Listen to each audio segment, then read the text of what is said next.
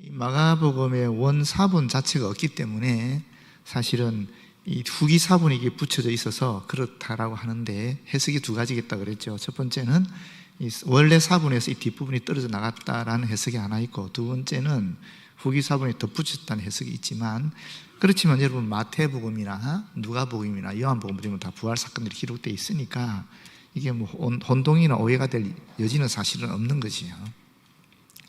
자, 그러면 우리가 이제 요한 저자에 대한 것을 먼저 살펴보도록 하겠습니다. 이 히브리식 이름은 요한이죠. 요한인데 어머니 마리아는 큰 집을 소유한 사람이었습니다. 예루살렘에 있는 성도들의 모임 장소로 그곳이 종종 사용되었지요. 그래서 우리가 잘 알다시피 성령 강림 사건이 바로 이 마가의 어머니 집 다락방에서, 마가의 다락방에서 일어났다라고 우리가 알고 있는 것입니다. 더군다나 베드로가 감옥에 갇혔다가 풀려났을 때 또 성령께서 역사하셔서 문을 열어주시고 오지 않습니까? 이 집으로 왔을 때 그 여종 로데가 베드로의 음성을 듣고 바로 베드로인 줄 알았거든요. 그건 무슨 말이겠어요? 그 집에 베드로가 종종 다녀서 충분히 그 여종이 베드로의 소리만 들어도 베드로다라는 걸 알 수 있을 정도만큼 가까운 관계였다라는 것입니다. 마가는 아시다시피 바나바의 생질 조카였고요. 또 베드로가 마가를 베드로전서 5장 13절에 보면 내 아들 마가라고 부릅니다. 내 아들 마가. 그런 걸 보게 되면 아마도 베드로가 마가를 전도하지 않았을까라고 볼 수 있는 것입니다. 내 영적 아들이다, 이렇게 생각할 수 있는 거지요. 그래서 이 마가복음의 사도적 권위를 부여하는 것은 바로 이 마가와 베드로의 이런 관계 때문에, 이런 깊은 관계 때문에 비롯되었다라고 볼 수 있습니다. 이 사도적 권위라는 것이 굉장히 중요한 말입니다. 이 사도적 권위를 통해서 사실은 기독교가 정통을 수립하거든요. 이단의 위협이 왔었을 때 정통이란 개념을 사실은 이 사도적 권위로 만들어 나갑니다. 거기에다가 하나 더 객관적으로 붙이면 성경입니다. 성경. 이 사도적 권위와 성경이라는 이 두 전통을 가지고 사실은 이단과 싸워서 정통이라는 개념을 만들거든요. 그래서 우리가 알고 있는 기독교의 정통교리가 이 사도적 권위와 성경을 통해서 형성이 됩니다. 그런데 마가는 사실은 예수님의 제자가 아니었잖아요. 그런데 누가는 역사가로서 실제로 바울을 통해서 들었던 얘기 잘 기록하지 않았습니까? 뭐 바울뿐 아니라 많은 초대교회 지도자들의 그걸 기록을 했는데 마가는 그런 사람이 아니었단 말이에요. 그럼에도 불구하고 이 사도적 권위로 인정받았던 이유는 바로 이 베드로와의 깊은 관계 때문에 그렇다라는 것입니다. 이 마가복음에는 베드로의 개인적인 기억에 의존되는 것이 꽤 많이 보입니다. 베드로와 야고보와 요한만 따로 있을 때 일어난 사건에 대한 묘사들이 그렇습니다. 여러분들 이렇게 얘기하겠죠. 아니 마태복음도 그 내용이 있는데, 아시다시피 마태복음은 마가복음 뒤에 나와서 마가의 모든 기록들을 거의 다 인용했습니다. 그렇기 때문에 마태복음에는 마가의 기록들이 많이 인용되어 있는 것을 우리가 알 수 있지요. 또 특별히 이 마가복음은 베드로에 대해서 호의적이지 않습니다. 호의적이지 않다라는 말이 무슨 말이냐면 베드로가 한 실수가 다 기록되어 있다는 거예요. 베드로의 모든 실수와 잘못이 지적되고 있다는 것입니다. 후에 베드로는 로마에서 아주 중요한 인물이 되지 않습니까? 그 지금 천주교에서는 여전히 지금 일대 교황으로 지금 베드로를 이야기하고 있는데, 그런 중요한 인물이었는데 만약에 베드로가 그렇게 기록하지 말라라고 요청했었으면 그렇게 기록하지 못했을 거예요. 그럼에도 불구하고 베드로가 이 기록을 허용했다라는 것은 굉장히 오히려 이 복음서가 사실이었다는 것을 우리에게 알려주는 것이죠. 학자들은 이런 얘기도 합니다. 마가복음이 뭐냐 했을 때 보통 왜 제일 먼저 기록되었는가 이런 이야기를 할 때에 초대교회가 예배를 드릴 때 보통은 베드로나 또 제자들, 사도들이 와서 예수님에 대한 이야기를 할 거 아닙니까? 설교 시간에. 근데 이제 그분들이 막 돌아가시니까 어떡하겠어요? 그분들이 하신 말씀이 필요한 거죠. 예수 그리스도의 삶과 죽음과 가르침에 대한 내용이 필요한 거예요. 설교하기 위해서. 그래서 이 마가복음이 최초로 기록된 설교집이다라는 얘기를 해요. 예수 그리스도 삶과 그분의 가르침과 죽음과 부활에 대한 최초의 설교집이 바로 이 마가복음이었을 것이다 라고 추정하는 사람도 있습니다. 그래서 마가복음을 처음 1장부터 쭉 읽어보시면 한 30분 정도 걸려요. 지금 설교 시간이랑 비슷하죠, 그죠? 그렇다는 얘기가 있습니다. 마가가 겟세마네에서 한 청년이라고 기록한 것은 자신을 가리킨다는 의견이 많습니다. 아시죠? 옷이불을 다 벗어버리고 그 옷을 다 벗어버리고 도망을 쳤던 청년이 바로 마가 자신이라는 거. 또 바나바와 사울은 예루살렘에서 안디옥으로 돌아갈 때에, 그리고 1차 전도 여행을 떠날 때에 마가를 데리고 떠났습니다. 그런데 마가는 중도에 탈락하고 예루살렘으로 돌아갔다는 사실도 우리가 잘 알고 있지요. 그런데 여러분, 그것 때문에 나중에 어떻게 됩니까? 바나바는 마가를 데리고 구브로로 가고, 또 바울은 실라를 데리고 수리아와 길리기아로 가는 이 심각한 이 분열이 일어나지요. 2차 전도 여행 갈 때에 이 바나바와 바울이 매우 심각하게 마가 때문에 다투고 결국 선교팀이 분열이 되는 그런 일이 발생합니다. 그렇지만 뒤에 바울은 첫 번째 로마 투옥 중에 마가와 함께 있다고 골로새서 4장 10절과 이 빌레몬 2장 4절에서 24절에 이야기하고 있거든요. 그런 걸 보면 나중에 두 사람이 화해했다라고 볼 수 있죠. 뭐 어떻게 생각하면 바울이 마가를 용서하고 받아들였다라고도 볼 수 있겠지요. 마가에 대한 소문이 변했기 때문에. 그리고 바울은 마지막 때에 마가가 오기를 바라면서 디모데후서 4장 11절에 마가는 나의 일에 유익하다라고 얘기하면서 마가를 다시 높여주거든요. 인정하고 존중해주는 그런 모습을 보여줘서 마가가 처음에는 실수했지만 나중에는 교회 지도자로 썼다라는 것을 볼 수 있고, 바울로부터도 인정과 존중을 받았다라고 볼 수 있는 거죠. 자, 역사적 배경입니다. 기록 연대는 보통 70년 이전이라 그럽니다. 일반적으로 그렇게 얘기하는데 구체적으로 얘기하면 55년에서 68년경이라고 얘기합니다. 마가복음은 제4복음서 중에서 사복음 중에서 제일 먼저 기록됐다고 얘기하고 있고요. 성전 파괴에 대한 예언이 기록된 것을 보면 기록 연대를 70년 이전으로 추정할 수 있다는 것입니다. 기록 장소는 로마입니다. 기록 목적은 마가복음은 로마인들에게 복음을 전해주기 위해서 기록되었습니다. 로마 그 당시 초대교회 성도들이 핍박받는 환경에 노출되어 있었기 때문에 이 연약한 교회를 격려하기 위해서 기록된 것이 바로 이 마가복음이다라는 것입니다. 주 64년에 네로 황제 지하에서 로마에서 그리스도인들이 엄청난 대대적인 박해를 받았지요. 그때 바울과 베드로를 비롯한 수많은 그리스도인들이 순교했습니다.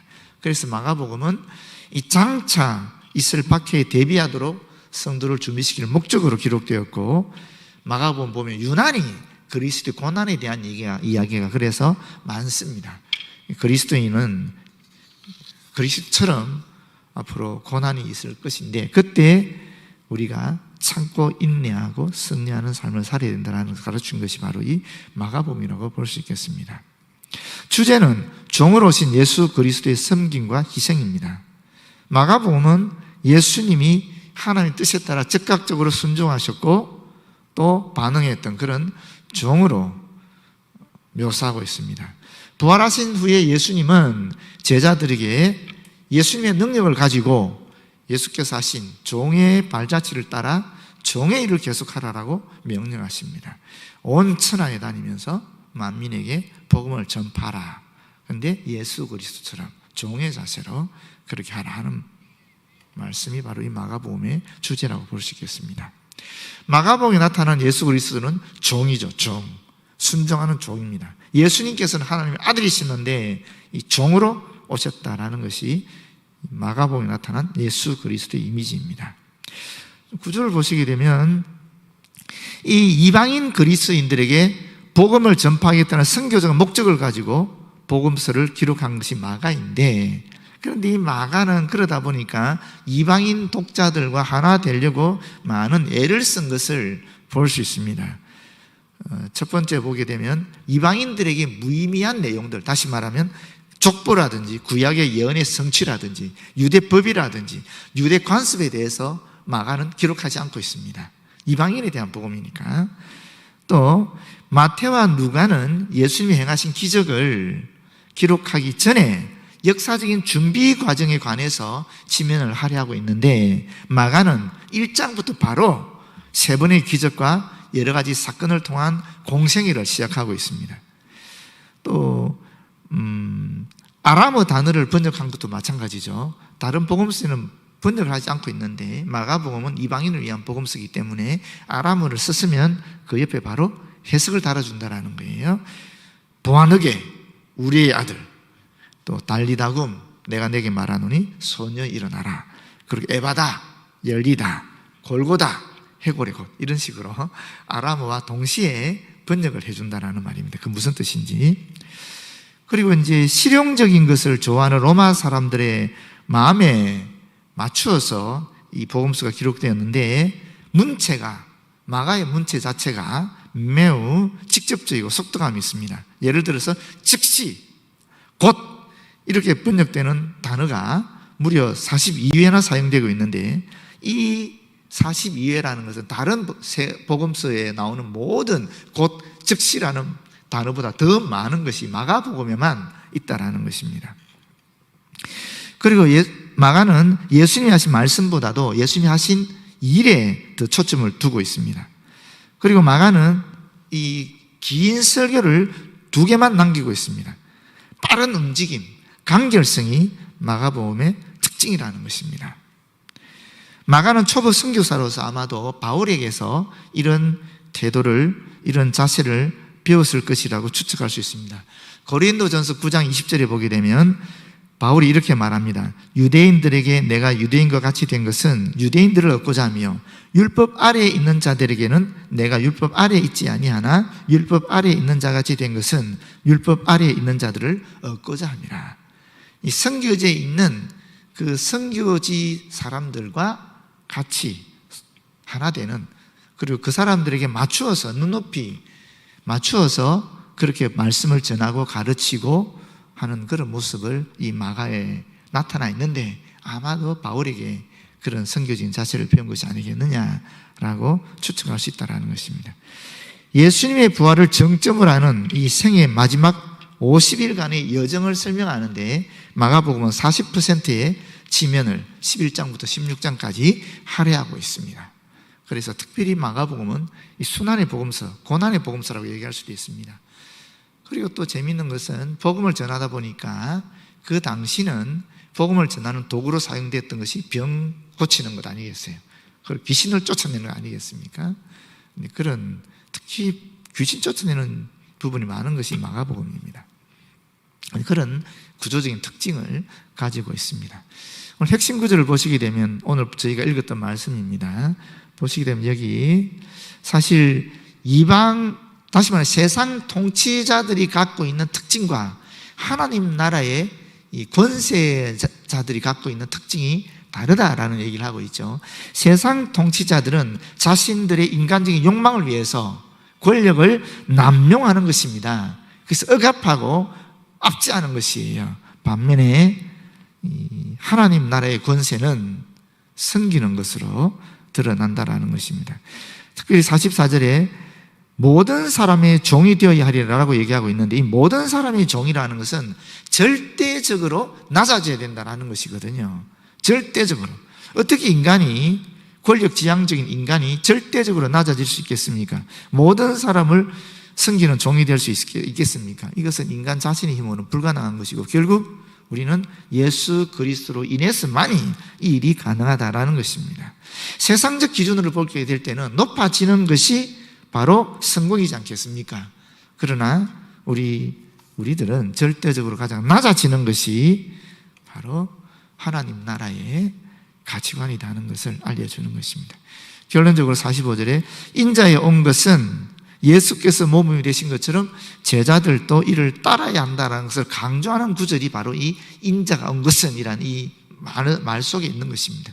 우리는 예수 그리스도 이 본보기를 따라야 된다는 것입니다. 그게 무엇입니까? 섬김을 받으려 함이 아니라 이 세상 통치자들, 세상의 가치관이죠. 오히려 섬기려 하고 자기의 목숨을 많은 사람의 대속물로 주려 하는 것이다. 대속물이라는 것은 풀어주는 것입니다. 의무나 속박으로부터 풀어주는 것입니다. 타인의 속박하에 있는 노예나 또는 죄수에게 자유를 부여해 주는 것을 의미하고 있는데, 예수께서 세상에 오신 목적이 바로 죄로 인해서 죽을 수밖에 없었던 우리 인간들을 죄의 속박으로부터 벗어나게 하여 참 자유, 참 해방을 주시기 위함이다 하는 것을 알려주고 있는 것입니다. 단테의 신곡을 보면 단테가 이제 연옥을 구경하거든요. 거기 이런 장면이 나옵니다. 한 구석에 가보니까 여러 사람들이 무거운 돌들을 가득히 지고 굽혀 서 있는 거예요. 그래서 단테가 물어봅니다. 저 사람들은 왜 돌들을 많이 지고 굽혀 서 있습니까? 라고 물으니까 저 사람들이 세상에 살 때 너무 교만해서 허리를 굽혀 본 적이 없기 때문에 천국 들어가기 위해서는 올라가는 문이 낮아서 허리를 굽혀야 들어갈 수 있는데 그 연습을 하기 위해서 저 모양이다 이렇게 얘기했다는 거예요. 소설이긴 하지만 굉장히 일리가 있는 얘기죠. 우리가 겸손해야 사실은 예수님처럼 종으로서 많은 분들을 섬길 수 있는 것이고, 그렇게 할 때 비로소 우리는 하나님 나라 시민으로서, 그리스도인으로서 이 땅에서 주의 복음을 전하는 예수 그리스도의 그 사명을 감당할 수 있다는 것을 알려주고 있는 내용이라 하겠습니다. 네, 기도하겠습니다. 아버지 고맙고 감사합니다. 오늘도 함께하여 주셔서 우리가 예수 그리스도가 하나님의 나라의 그 권세를 내려놓고 이 땅에 인간으로 오셔서, 그것도 권세자로 오신 것이 아니라 섬기는 종의 모습으로 오셔서 우리를 자유롭게 하기 위해 십자가에 못 박혀 돌아가신 것을 다시 한번 확인하게 됩니다. 우리도 예수님의 뒤를 따라가며 종으로서 모든 사람을 섬기고 주의 복음을 전파할 수 있도록 인도하여 주시옵소서. 예수님 이름으로 기도드립니다. 아멘.